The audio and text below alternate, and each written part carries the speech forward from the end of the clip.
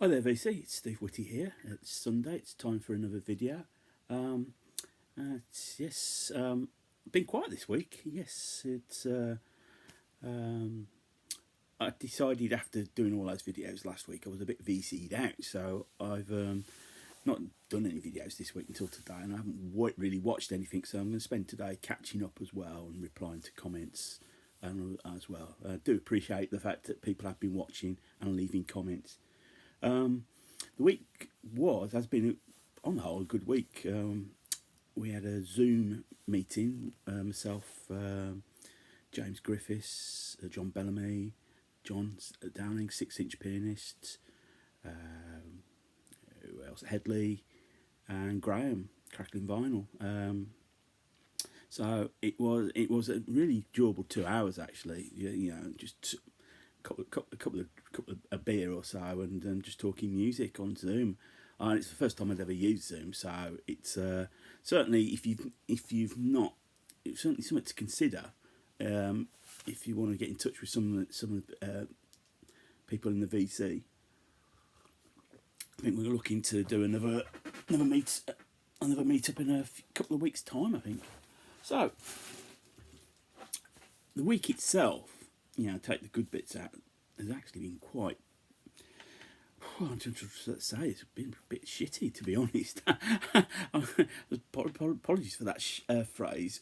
We seemed this week to have lost a fair few people, and it started Sunday, though the news didn't break until Monday, with losing Dave Greenfield from the Stranglers. There he is. He unfortunately fell victim to the COVID-19 virus. He was in hospital anyhow, and apparently he'd come down with the symptoms. I think he's had heart issues, and he just wasn't strong enough to fight the virus ultimately. And yeah, that was sad, because as a youth, I suppose the Stranglers were one of my favourite bands. I mean, from the tribute, I think it was quite telling that Hugh Cornwell said something. When after he left the band, he was very pissed off that the rest of them carried on, and still could have some sort of career. Where I think his solo career sort of stumbled a little bit. But he said some nice words about Dave, and it was like, and particularly that's really the difference between Stranglers and other punk bands was Dave. And it partly because they got the keyboard player, but he was a very skilled keyboard player as well. Those keyboard runs that would go through, it just made it different. I mean, I would never have considered the Stranglers as a punk band. I would, to be honest, say they were a pub rock band that just fell into the place at the right time. They were quite an aggressive band, so they had that punk attitude, and so it sort of felt it fell right for them, and they were like the ones that are having hits. I mean, this is the debut album, Rattus Novenagus, for you got here some great tracks. London Lady, Hanging Around is just a classic track. Peaches, and then you run through to No More Heroes, and probably a seminal to that point a seminal track, the title track. It just, something better changed. No More Heroes, just the keyboard run on that, just on the top of the guitar. It's just a. I played that on the Monday, and then the follow up, Black and White, the third album. And, there you go, the black and the white, where you've got the version. You've got Nice and Sleazy, the version of Walk On By's on here. And then live in their glory, and this the show that they do it. Hugh Cornwall does come across as a bit of an pleasant guy, and it just shows on this album, on this live album. Though the playing's just great on this. Go Buddy Go. Opens with Get a Grip on Yourself. It's just like, I'll just quickly show you. You've got the Raven.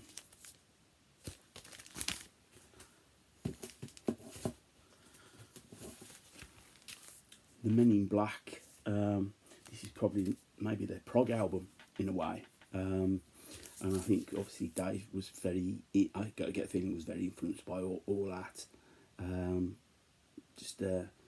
I showed it a couple of videos ago, particularly for the track Waltz in Black.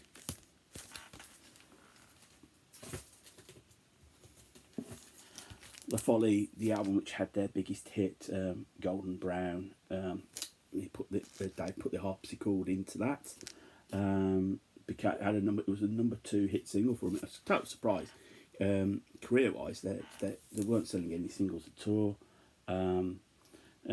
Tony Visconti's production. He was brought in to try and get some hit singles, and it was probably the track that probably the least expected to get to be a hit single. What was.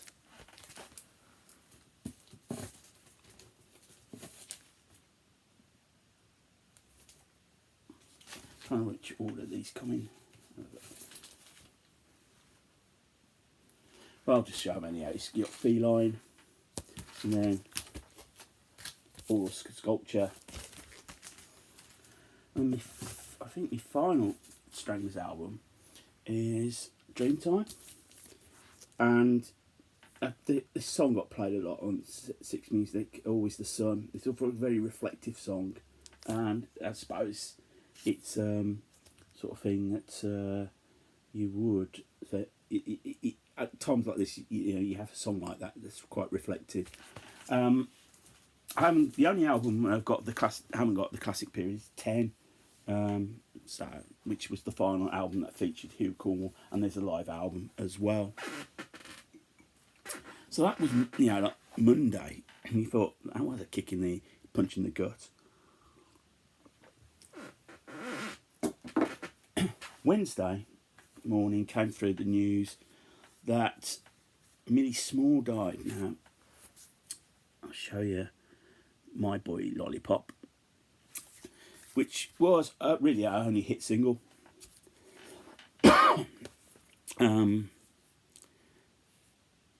But what it did, it was basically Chris Blackwell had brought her over from Jamaica, and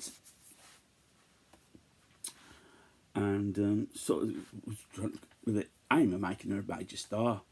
And in 1964, this was the big hit single. Got to number 2 in the UK. I'm not sure. It might have got top 10 in the US as well. I'm not sure. But for a lot of people, this was their first introduction to sort of like ska, blue beat, which sort of led on towards reggae. And this single is also important, and it's partly because I've been seeing I've seen like threads floating around. One is show your 10 Island records. Without this single, there would never have been an Island Records. This sort of like launched it launched Island Records. From that, he could again get Spencer Davis Group, and then he could launch Island as its own label, its own right.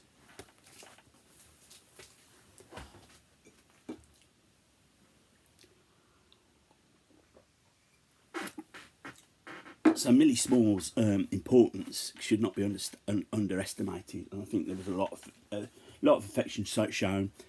One urban myth that Rod Stewart played the harmonica on this record, well, that was something that Millie Small put out, and he confirmed he weren't there. So, and then in the afternoon came the news that Florian Schneider had passed away from Kraftwerk. When this was a top 20 hit in the UK, 75, it would have been totally something that nobody would have heard of before. And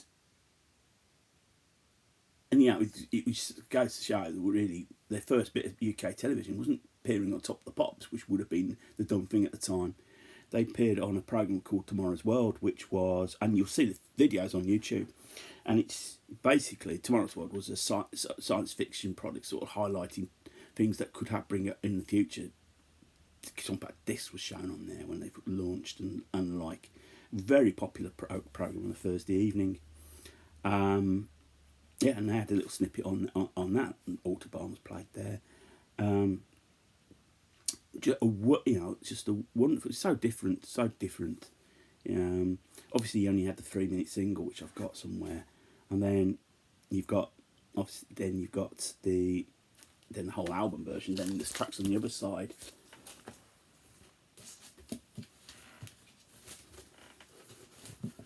And then Radioactivity, the follow-up, which is probably my favourite Kraftwerk album. There's a bit of a beauty to this album that I love.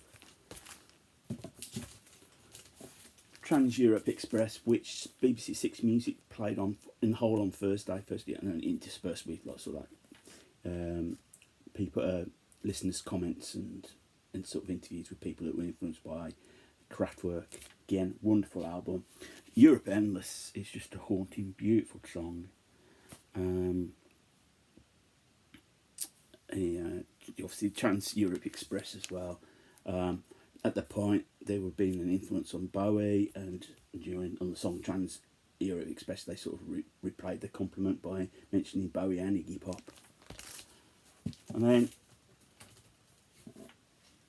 The Man Machine, I'll show you this. This is one of my favourite, one of my albums without cover. I found a copy of this with no cover. 78 this came out. The Robots, Space Lab, Metropolis, The Model, Neonites, Man Machine. Again, another wonderful album. And then you got Computer World, 81. This is the last album I've got over there. And they sort of like brought out more of the Robots thing as well. And from then the band sort of disappeared. But in 81 they brought out Computer Love as a single, and it didn't do that well. It was not a song. It didn't really do that well. However, the B-side was The Model, and then in one of these things that got picked up, so they flipped it, and The Model, it went all the way up to #1 in the UK charts. Totally unexpected. The band never really capitalised on it. They sort of began to disappear a little bit. In fact, the 80s were very fallow. Toured to France, and they didn't tour either. But yeah, just that, and Electronic Beatles. I heard seeing Kraftwerk being called, and I think the influence, hip hop wouldn't have happened without Afrika Bambaataa picking up on their sound. It's immensely danceable. So that was sad. And then Friday they announced that a British rapper called Ty, he was only 47. He passed away from COVID-19 as well, and he just felt really, really, really sad. And then yesterday, I suppose, and I put it on my Facebook post, the cherry on top of the cake of a bad week was passing over little Richard. Now, let's say he was 87 and he lived a good life, but is a better opening to a song than a What Bubbaloo Bubba What Bamboo? There isn't. And I listened to this, put this on yesterday, and it just sounded so great. I could imagine. I mean, Lemmy always said that it was his favourite artist, and I could well imagine, being a 15, 16-year-old, listening to this the first time, compared to what was going on at the shop, the smooth easy listening that was going on at the time, and just thinking, wow. So, I don't normally do these type of videos, but I thought I'd just honour people that have passed this week. It's part of life that we die, I suppose. I'll get, I will get back to normal. Service will resume next week. I've got a couple of videos lined up, and then obviously I'll see what threads are floating around, and I might do my 10 penneth worth on that as well. So whatever you get up to, VC, make sure you have a good one. It's gone very dark outside. That's why I've got the light on. We had 2 days of wonderful sunshine.